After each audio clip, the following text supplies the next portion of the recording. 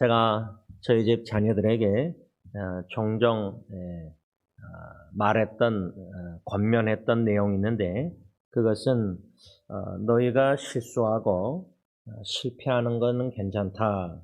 다만 그 실수와 실패를 통해서 배워서 그 다음에 동일한 실수와 실패를 하지 않도록 힘쓰면 된다. 제가 왜 이렇게 아이들을 자라날 때 권면했냐면, 첫째로 실수할 때, 실패할 때, 그 실수와 실패를 통해서 자녀들이 두려워하거나 낙심하지 않게 하기 위해서 그렇게 권면했습니다. 그 말은 제 자신에게도 동일한 적용되는 건데, 제가 얼마나 많이 실수하고 얼마나 많이 실패를 경험하는가, 그걸 인해서 두려워하거나 낙심될 위험이 많이 있기 때문입니다. 두 번째, 제가 왜 자녀들에게 그렇게 권면했냐면, 배움의 중요성을 강조하기 위해서입니다. 성공할 때, 뭔가 잘 될 때, 평안할 때 배움보다 내가 실수했구나, 아이고 내가 또 실패했구나, 또 내가 하나님의 일을 그르쳤구나, 그런 속에서 하나님께서 나의 연약함을 많이 가르쳐 주시고 나의 부족함을 많이 가르쳐 주시고 나 자신에 대해서도 더 많이 깨닫도록 가르침이 있지만은, 그보다 더 중요한 것은 나의 실수와 실패와 부족함 속에서 하나님이 누구이신가를 배울 수 있는 좋은 기회가 실수와 실패 가운데 통해서 있다고 저는 생각하기 때문입니다. 제가 언젠가 영어 예배 설교를 했었을 때 영어 예배 참석한 지도자나 형제들에게 왜 하나님께서 당신들에게 고통을 주시는 것 같으냐, 다시 말하면 고통의 목적이 뭔 것 같으냐, 왜 하나님이 고통을 주시는 것 같으냐, 허락하시느냐, 그런 질문을 던진 적이 있었습니다. 그때 여러 형제들이 대답한 것을 제가 기록을 해놓은 게 있는데, 한 네 가지로 답변을 제가 정리했는데, 첫째로 하나님께서 고통을 통하여 우리로 하여금 배우게 하시고자 고통을 허락하신다. 이 배움의 목적을 얘기하는 형제도 있었고, 또 다른 형제는 하나님께서 감사케 하시고자 고통의 목적이 감사케 하시고자. 또 세 번째 답변은 하나님께서 고난 뒤에서 모든 것을 컨트롤하고 계시다는 사실을 믿게 하시고자 고난을 허락하신다. 이것도 참 흥미롭고요. 한 가지 더 답변은 하나님께서 왜 우리 삶 속에 고통, 고난을 허락하시냐, 그 목적이 뭐냐. 어떤 형제는 하나님을 신뢰케 하시고자, 더욱더 하나님만 믿고 의지하고 신뢰케 하시고자 고난을 허락하셨다고 말한 후에 결국 끝에 가서는 하나님께서 자기 자신 그 형제에게 선을 베푸셨다 라는 식으로 말을 했습니다. 제가 이러한 답변들을 그때 그 청년 형제들이 고등학교, 대학교 이렇게 젊은 청년들인데, 이러한 답변을 제가 듣고 뭐라고 그들에게 설교 시간에 말했냐면, 당신들의 믿음이 나보다 훌륭하다. 참 그런 진심 마음을 설교 시간에 그 형제들에게 말했던 적이 있었습니다.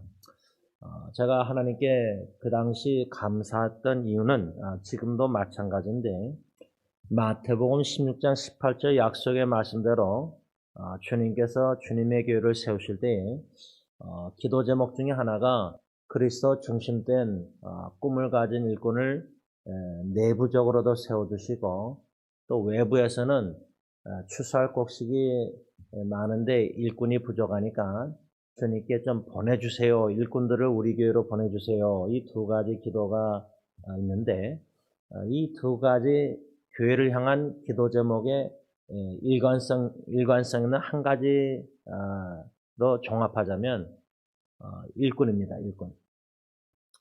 일꾼을 세우는 건데 우리 교회 비전인데 이렇게 영어 사역 고등학생, 대학생 근데 그 당시 고등학생, 대학생들이 이제는 다 청년이 되어서 신학교 다니는 청년들도 있고 또 다 주님의 일을 나름대로 신앙생활 하는 모습 보면은 주님께서 약속의 말씀을 성취하시되 특별히 교회를 세우심에 있어서 일꾼들을 세우셔서 그들을 훈련시키시고 단련시키시고 그들을 통해서 주님의 교회를 세워나가시고 궁극적으로 주님의 교회를 세우심으로 하나님의 나라를 세우고 계시다. 지금도 저는 그렇게 믿고 그렇게 엿보고 하나님께 감사드릴 수밖에 없습니다. 오늘 본문 여호수아 8장 2절 저는 이 말씀 중심으로 하나님께서 여호수아에게 이 하신 말씀을 통해 세 가지 교훈 중에 한 가지든 두 가지든 시간 되는 대로 말씀을 묵상하면서 주시는 교훈을 받고 우리 자신에게 지혜롭게 적용할 수 있기 바랍니다. 첫째로 오늘 본문 여호수아 8장 2절 상반절 보면 하나님께서 여호수아에게 너는 여리고와 그 왕에게 행한 것 같이 아이와 그 왕에게 행하되 이렇게 말씀하셨는데 이 말씀 내용을 생각하면 여호수아가 여리고 성을 정복하기 전에 두 사람의 정탐꾼을 보냈습니다. 그 두 정탐꾼이 여리고로 가서 기생 라합의 집에 유숙했는데 그 기생 라합이 그 이스라엘 두 정탐꾼에게 뭐라고 말했냐면 여호수아 8장 9절에서 11절 말씀입니다.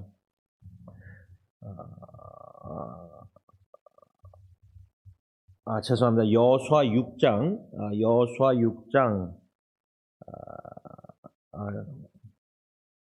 제가 지금 장수를 잘못 찾습니다. 죄송합니다.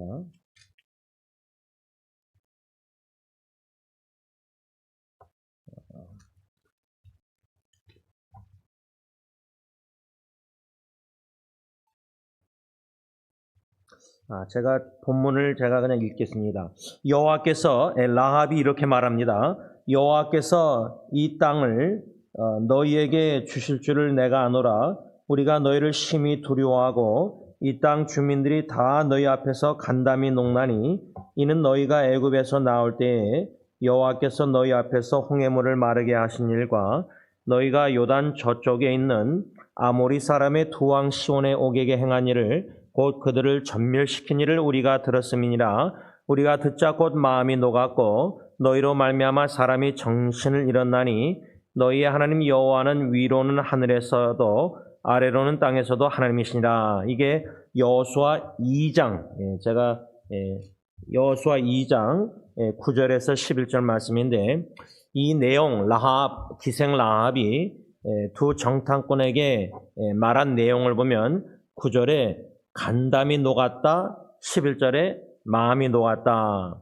여리고 성에 사는 사람들이 마음이 녹았고 간담이 녹았다. 왜? 라합뿐만 아니라 여리고 성 사람들이 이미 하나님께서 행하신 두 가지 일을 알고 듣고 간담과 마음이 녹았는데 그 두 가지 일이란 하나님께서 이스라엘 백성들을 홍해물을 마르게 하셔서 걷게 하신 것, 육지처럼. 이게 이제 첫 번째 여리고 성 사람들이 들었던 내용이고 두 번째는 요단 동쪽에 있는 두 아모리 왕을 그 군대를 전멸시킨 일을 라합과 여리고 성 사람들이 이미 들었기 때문에 간담이 녹았고 마음이 녹았다는 사실입니다. 이 라합의 말을 들은 두 이스라엘 정탐꾼이 정탐을 다 끝내고 다시 돌아와서 여호수아에게 자신들이 겪었던 일, 모든 일을 고하면서 뭐라고 말했냐면 진실로 여호와께서 그 온 땅을 우리 손에 주셨으므로 그 땅의 모든 주민이 우리 앞에서 간담이 녹도이다. 근데 현대의 성경이 좀 흥미롭게 번역했는데 이렇게 두 정탐꾼이 여호수아에게 보고합니다. 우리는 여호와께서 그 땅을 여리고성 땅을 우리에게 이미 주신 것을 확신합니다. 그들은 우리가 무서워서 벌벌 떨고 있었습니다. 두 정탐꾼이 여리고성에 가서 정탐한 결과가 하나님이 이 여리고성을 우리에게 주신 줄 확신합니다. 이 승리의 확신을 두 정탐꾼이 가지고 여호수아에게 보고했는데 이 두 정탐꾼의 보고와 여호수아와 갈렙과 나머지 10명, 12명 정탐꾼을 모세가 보냈잖아요. 가나안 땅에. 그렇죠? 그러니까 모세가 지도자가 12명 정탐꾼을 보냈는데 그 당시 12명 중에 하나가 여호수아였잖아요. 근데 이제는 여호수아가 여리고성에 두 정탐꾼을 보내잖아요. 비슷하잖아요. 그렇죠? 근데 모세가 보낸 12명 중에 10명은 부정적으로 보고를 합니다. 우리는 그 가나안 땅 안악자손 거인들 그 사람들 비교하면 우리는 메뚜기와 같다. 우리는 결코 이길 수 없다. 진다. 이런 악평의 나쁜 보고를 했잖아요. 그래서 불신의 보고. 그런데 이 여호수아가 보낸 두 정탐꾼은 라합의 말을 듣고 승리의 확신을 가지고 이러한 믿음의 보고를 여호수아에게 했습니다. 그래서 결국 하나님께서 여리고성을 이스라엘 백성들에게 주셨으므로 이스라엘 백성들이 결국 그 여리고성을 점령해서 하나님의 명령대로 모두 칼로 쳐 죽이고 그러는데 오늘 본문 8장 2절에 여호수아에게 하나님이 뭐라 하냐면 너는 여리고와 그 왕에게 행한 것 같이 그러니까 여리고를 다 하나님이 무너뜨리시고 그 왕을 다 죽이고 전멸시키잖아요. 그렇게 한 것 같이 그 다음 성은 뭐죠? 아이성, 작은 아이성과 그 왕에게 행하라고 명하신 내용이 바로 오늘 본문입니다. 하나님께서 여호수아에게 내가 아이 왕과 그의 백성과 그의 성읍과 그의 땅을 다 내 손에 넘겨줬으니 두려워하지 말라, 놀라지 말라, 군사를 다 거느리고 일어나 아이로 올라가 아이성을 점령하고 진멸하라. 이 하나님의 명령, 결국 물론 여호수아가 순종해서 아이성도 점령하고 진멸해서 남녀 만인 1000명을 다 죽이는 이런 이야기가 성경에 나오는데 저는 이 부분의 말씀을 묵상하면서 생각하게 된 점이 있는데 여리고 성이나 아이성이나 이스라엘 백성들이 그 적군들과 전쟁에서 승리할 수 있었던 그 비결이 뭐냐 이것을 우리에게 적용하면 나 자신과 죄악과 세상과 마귀와 사탄과 죽음과 싸워서 승리하는 영적 전쟁의 승리의 비결은 뭐냐면 하나님께서 여리고 성이나 아이성을 그 적군들을 여호수아와 이스라엘 백성들의 손에 넘겨주셨기 때문에 승리한 겁니다. 결국 전쟁의 승리는 하나님께 달려있다. 잠언 21장 31절 현대의 성경. 또 한 가지 생각하게 된 점은 전쟁을 승리케 하시는 하나님께서 이스라엘의 적군의 수장인 여리고 성의 왕이나 아이성 왕에게 하나님의 메시지는 일관성 있게 행하라는 것, 그 왕들을 적군들의 지도자들을 전멸시키라는 명령이었습니다. 그리고 그 명령대로 여호수아와 이스라엘 백성들은 여리고 성의 왕이나 아이성의 왕을 다 전멸시켰습니다. 이 두 가지 점을 생각할 때 저는 예수님 십자가에 못 박혀 죽으신 예수님이 생각났습니다.